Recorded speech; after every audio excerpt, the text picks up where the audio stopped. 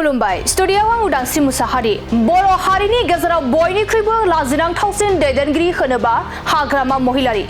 बिटिआरनि गाहाय मावफुं सोद्रोमा प्रमद बर'नि गोख्रों राव बर' हारियाव बयनिख्रुइ लाजिनांथाव सासे दैदेनगिरि होनबा हाग्रामा महिलारि जाय बिथाङा इलेक्शन देरहानानै 5 बोसोर खेबसेबो एसेम्ब्लियाव फैयाखिसै बिथाङा बिटिसिनि रायजो राजाफोरनि फारसे गावनि जि गोसो बेखौ दिन्थिदों जे बिथाङा जेबो साननाय गैया अननाय गैया नंगौ बिथां प्रमद बर'आ हाग्रामा महिलारिनि हेंथायै माखासे गोख्रों बाथ्रा बुंथिदों बिथां प्रमद बर'आ बुंथिदों दि 2020 मायथाइयाव सरकार दानो हायैनिफ्रायनो हाग्रामा महिलारिया गिनानै दं होनना गोख्रों बाथ्रा बुंथिदों बिथां प्रमद बर'आ बुंथिबावदों दि हाग्रामा महिलारि बिथाङा गिबियाव गावनि दायफोरनि थाखाय साजा मोनगोन नामा बेखौ साननानै गिदोंमोन आरो बेनि उनाव बिथाङा इउपिपिएल सरकारजोंथ' आं मोगा-मोगि जानो हानाय नङा साननानै बिथाङा खेबसेबो एसेम्ब्लियाव नुजाफैयाखै होनना गोख्रों रावजों बाथ्रा बुंथिदों बिथां प्रमद बर'आ हाग्रामा महिलारि बिथाङा जोबोद गिनानै दङ बिथाङा जेब्ला 2020 मायथाइयाव सरकार दानो हायाखै बै समनिफ्रायनो बिथाङा जोबोद गिदों फार्स्ट गिदोंमोन जे बिथाङा गावनि दायफोरनि थाखाय माने साजा मोनगोन नामा बिनि उनाव थाबाय उनाव गिबाय बिथाङा जे जि सरकार सालायदों बेजोंथ' आं मोगा-मोगि जानो हानाय नङा दा नंखायनो 5 बोसोर बियो खेबसेबो एसेम्ब्लियाव फैयाखिसै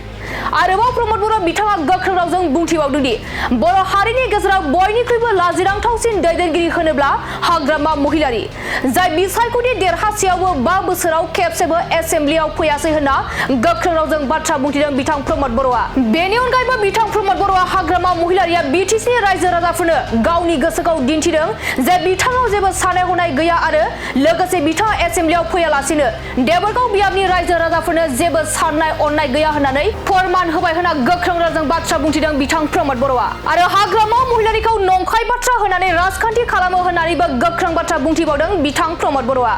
दानिया फैदों बिथां प्रमद बर'नि आबुं बाथ्राखौ जों खोनासंना लानि हाग्रामा महिलारि बिथाङा जोबोद गिनानै दङ बिथाङा जेब्ला 2020 मायथाइयाव सरकार दानो हायाखै बै समनिफ्रायनो बिथाङा जोबोद गिदों फार्स्ट गिदोंमोन जे बिथाङा गावनि दायफोरनि थाखाय माने साजा मोनगोन नामा बिनि उनाव थाबाय उनाव गिबाय बिथाङा जे जि सरकार सालायदों बेजोंथ' आं मोगा-मोगि जानो हानाय नङा दा नंखायनो 5 बोसोर बियो खेबसेबो एसेम्ब्लियाव फैयाखिसै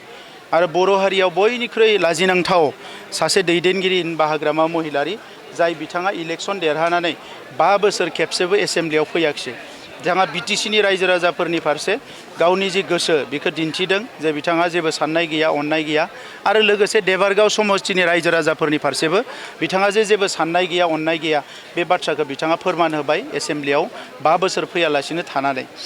आरो दायो बिथाङा जेफोर बाथ्राफोरखौ इउपिपिएलनि सायाव बानसावदों एबा सोंखारिदों बियो मोनसेबो